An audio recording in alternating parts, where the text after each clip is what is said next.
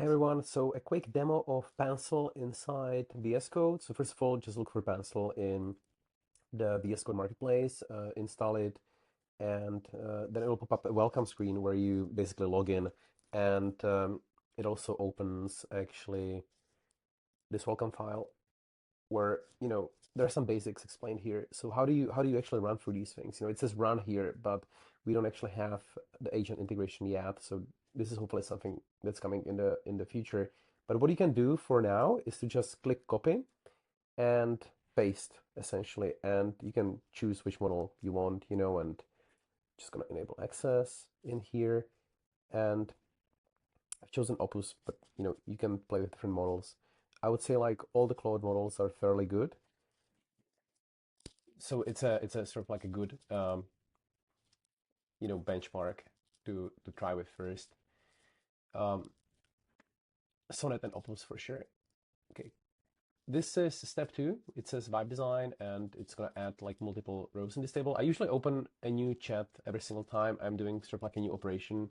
It potentially saves tokens, and the context is cleaner, and there's less hallucination going on, and so on. Okay, so now it added 3 more rows. Excellent. And we're moving to step 3. So I'm just gonna copy this and again open a new chat and paste it in here, and I can zoom out and show you actually how it kind of looks like here. So it's going to look for the components to assemble this screen, so in this case sidebar, table, and card, and it's going to start assembling that together on this frame.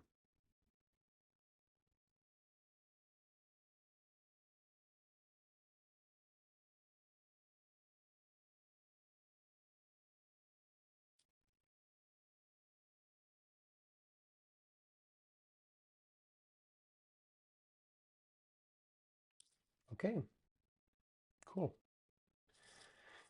So that's pretty much it. The last step is to sort of, go here and generate code out of it. So for that, I would really recommend saving this file into a specific workspace and opening that workspace and then basically generating this code into that workspace. It will again scan this frame and start generating the code. And like when it generates the code, like sometimes there might be a slight discrepancies or the styles aren't set up well or whatever.